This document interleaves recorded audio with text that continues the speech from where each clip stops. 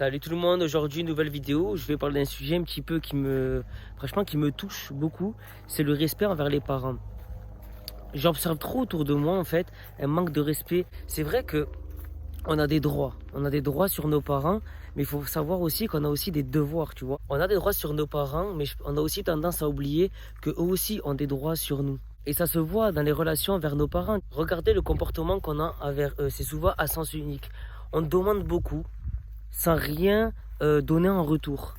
On pense qu'en fait c'est acquis, que c'est normal, que nos parents nous achètent ce qu'on veut, qu'on a à manger tous les jours sur la table, mais qu'est-ce qu'on donne nous en retour? On est toujours dans l'opposition, tu vois. Je trouve qu'on est vraiment des enfants ingrats. Et quand je dis nous, c'est les jeunes et les moins jeunes.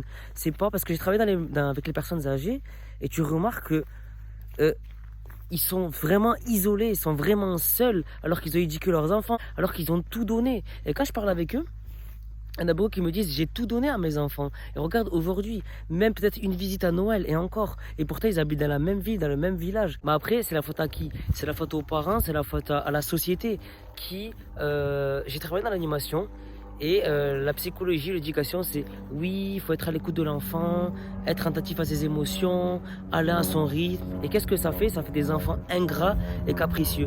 D'où l'émergence en fait de ces émissions comme Super Nanny, Pascal le grand frère, émissions personnes extérieures qui viennent intervenir sur un court laps de temps. Je ne sais même pas si c'est vraiment efficace. Les parents font leurs devoirs et nous on considère que c'est normal, que c'est naturel.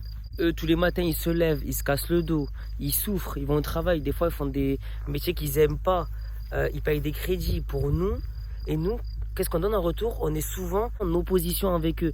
Et malheureusement, c'est ça la génération d'aujourd'hui. Ça serait bien qu'en fait, nos parents arrêtent de faire leurs devoirs pour que les jeunes captent qu'il n'y a rien de gratuit sur Terre. Et que c'est réellement une chance d'avoir des parents qui sont là pour toi, des parents qui t'éduquent, des parents qui subviennent à tes besoins. Il y en a beaucoup même à 28, 30 ans, même plus de 25 ans, qui ont des tafs et tout ça. Les parents leur payent leur loyer pour les études. Il y en a même certains sont tellement dépendants de leurs parents. En fait, on vit dans une génération tellement dépendante de nos parents comparé aux anciens, tu vois, aux anciennes générations, que même avec un salaire, pour certains, un loyer, un salaire, et on n'arrive même pas en fait à payer un loyer, quoi. Certaines personnes n'arrivent même pas à payer le loyer, c'est encore les parents qui sont derrière eux à les assumer. C'est tellement une génération d'enfants ingrats, capricieux, psychologie de l'enfant roi, qu'en grandissant, on garde les mêmes réflexes en fait. On est souvent dans la posture de celui qui réclame, je me répète, mais on réclame à la société, aux politiques, de faire leurs devoirs. On critique, tu vois, quand l'État se trompe, quand les politiques se trompent, mais est-ce que nous, on a la hauteur? Est-ce que nous, on fait vraiment notre devoir envers la société? Quand tu es dans le métro, tu vois des personnes âgées debout et tu vois des jeunes en train de rigoler ensemble.